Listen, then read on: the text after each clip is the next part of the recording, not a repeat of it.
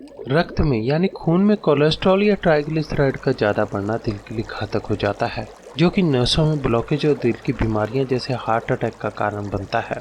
ऐसे में कोलेस्ट्रॉल या ट्राइग्लिसराइड को कंट्रोल में रखने के लिए अर्जुन की छाल का सेवन फायदेमंद सिद्ध होता है।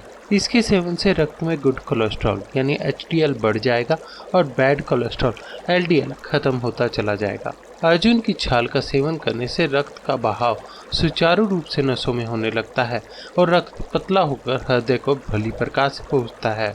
इतना ही नहीं बल्कि इसका सेवन हृदय को शक्ति भी प्रदान करता है। अर्जुन की छाल कोलेस्ट्रॉल को कम करने के लिए बहुत ही फायदेमंद होती है।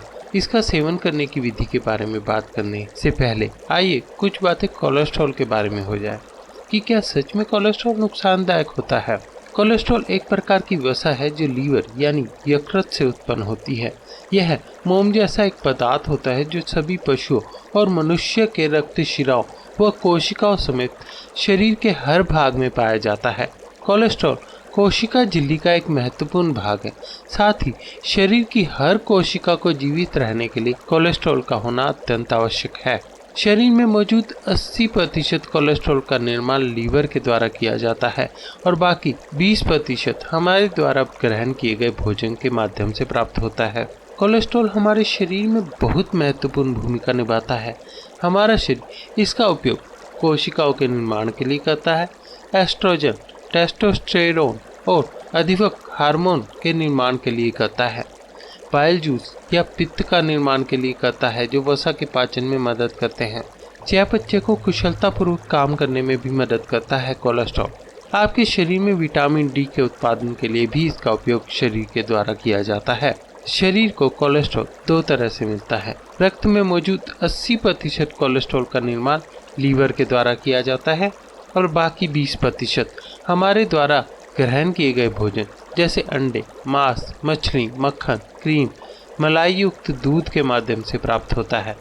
फल, साग, सब्जियां और अनाजों में कोलेस्ट्रॉल नहीं पाया जाता। कोलेस्ट्रॉल मुख्यतः दो प्रकार का होता है, LDL यानी खराब कोलेस्ट्रॉल और HDL यानी अच्छा कोलेस्ट्रॉल।